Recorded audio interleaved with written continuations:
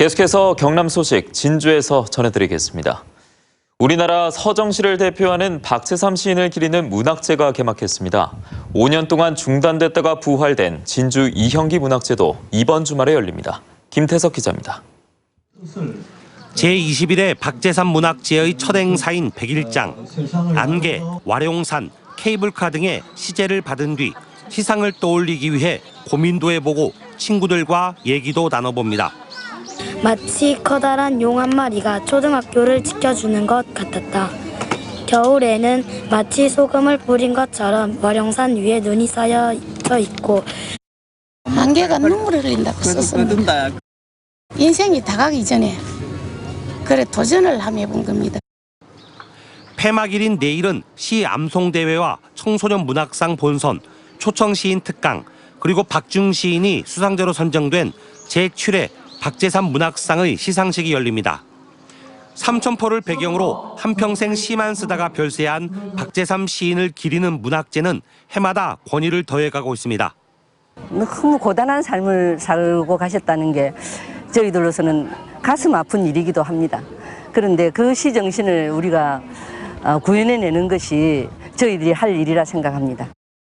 문학관 바로 옆에는 삼천포항으로 이어지는 둘레길이 조성돼 있어 문학 산책을 하기에도 좋습니다.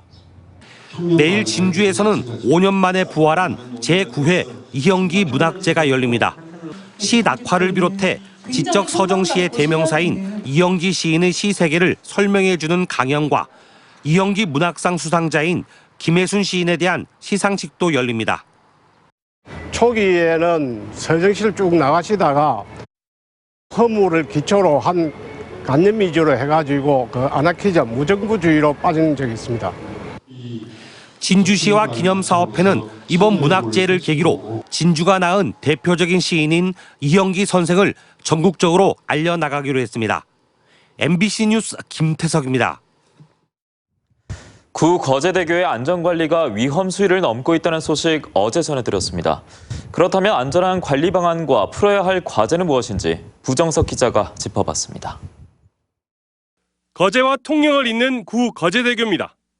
지난 2000년 인근의 신대교가 개통되면서 국도에서 농어촌 도로로 변경됐습니다. 이 때문에 관리 방안을 두고 경상남도와 거제시, 통영시가 갈등을 빚어오다 지난 2007년 감사원의 중재로 거제시는 관리를, 경상남도는 예산을 지원하되 지방도 승격을 향후 검토하자는 데 합의했습니다. 하지만 거제시가 예산 문제로 어려움을 겪자 이제는 지방도로로 승격시켜 경상남도가 직접 관리를 맡아야 한다는 요구를 받고 있습니다. 도로로서의 기능을 다하기 위해서는 이 구거제대교를 지방도로 승격을 시켜서 경남도하고 거제시가 같이 머리를 맞대서 고민을 해야 된다. 저는 그렇게 생각합니다.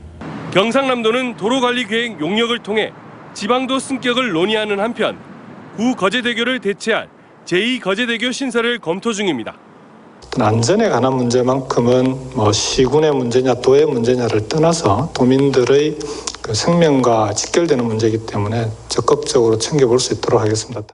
구거제대교를 차량이 다니지 않는 보도교로 관광 자원하는 방안도 논의 중입니다. 구대교가 지나가는 견내량 해협이 임진왜란 당시 한산대첩의 주요 격전지로 이 일대를 역사 관광지로 개발하자는 겁니다. 하지만 주민들이 차량 통행 제한을 반대하고 있고 올해 초 시행 예정이었던 중형 차량 통제도 미뤄진 점 등을 감안할 때 사업 추진이 쉽지 않은 상황입니다. 1월 1일부터 버스 등 중차량에 대한 운행 제한을 검토를 했습니다만은 저희들 시민들의 고충이라든지 여러 현장 여건을 감안해서 올 8월 1일로 현재 연장을 한 상태인데 지자체 간의 이해관계를 뛰어넘어 구거제대교의 안전이 확실하게 담보되는 정책 결정이 필요한 시점입니다. MBC 뉴스 부정석입니다.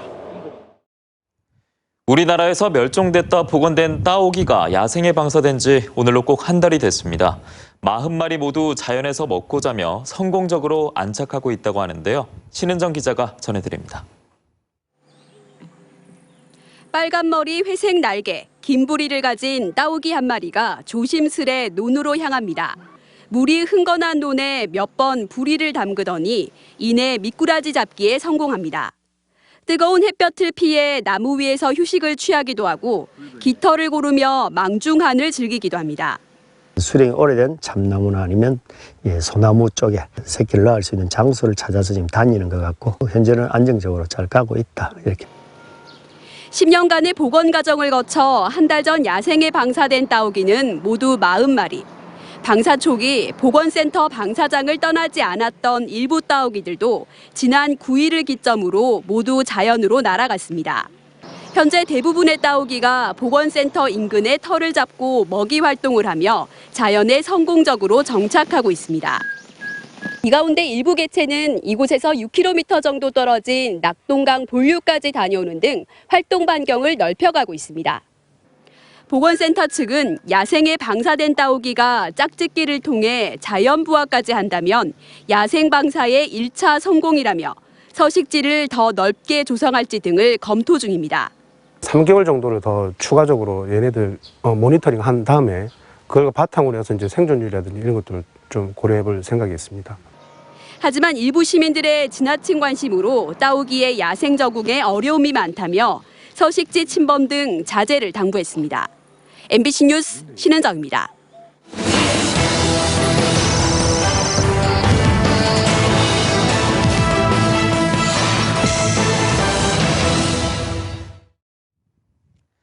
산청군의회가 오늘 거창 산청 함양사건 배상특별법의 제정을 촉구하는 결의안을 채택했습니다.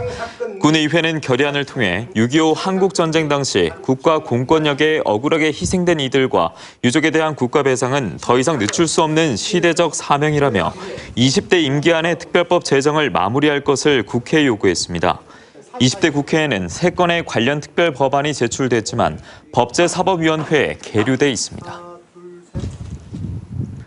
총리실이 김해 신공항으로 동남권 신공항을 조성하려던 계획을 재검토하기로 한 데 대해 김부겸 더불어민주당 의원은 엄청난 갈등이 생길 수 있다고 우려했습니다. 김 의원은 한 언론사 인터뷰에서 김해 신공항은 5개 지방자치단체가 합의하고 정부도 동의해 결정된 사안으로 총리실이 일방적으로 깰 수는 없는 것이며 경남과 부산, 울산이 합의했다고 해서 대구와 경북이 그냥 따라가야 하느냐고 반문하면서 이걸 깨서 가덕도 신공항으로 간다는 논리는 성립될 수도 없고 그렇게 되면 엄청난 갈등이 남는다고 비판했습니다. 진주시가 다음 달부터 운전면허를 자진 반납한 70살 이상 고령자에게 교통비를 지원합니다.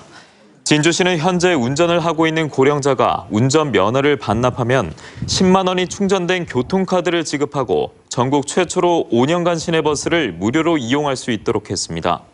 운전면허 반납을 희망하는 고령자는 진주경찰서로부터 운전면허 취소 결정 통지서를 받아 읍면사무소나 동행정복지센터에 제출하면 됩니다. 경남FC가 내일 저녁 7시 진주 종합경기장에서 인천 유나이티드와 홈 경기를 벌입니다. 최근 12경기에서 3무 8패로 극심한 부진에 빠진 경남은 오랜만에 펼쳐지는 진주 경기에서 반전을 노리고 있으며 인천 역시 K리그 12팀 가운데 최하위를 달리고 있어 양보할 수 없는 한판 승부가 펼쳐질 것으로 보입니다. 경남은 서부 경남 축구 팬들을 위해 농특산물 홍보부스 운영, 페이스 페인팅, 팬사인회 등을 마련합니다. 하동군 치매안심센터와 경남복지재단이 치매 어르신 조기 발견과 통합 관리를 위해 공동협력체계를 구축하는 업무협약을 체결합니다. 양 기관은 혼자 사는 노인의 치매 조기 검진과 인지 건강 관리에 협력하고 치매 인식 개선을 위한 사회적 활동에 적극 동참하기로 했습니다. 남해군이 지역에서 생산된 농특산물 홍보와 판매 활성화를 위해 우체국, 농협과 업무협약을 체결했습니다. 협약에 따라 우체국 쇼핑몰에 남해군 우수상품 전용관을 만들어 할인 행사 등을 추진하고 남해군은 할인 비용 등을 지원해 소비자의 인지도와 농가 소득을 높이게 됩니다.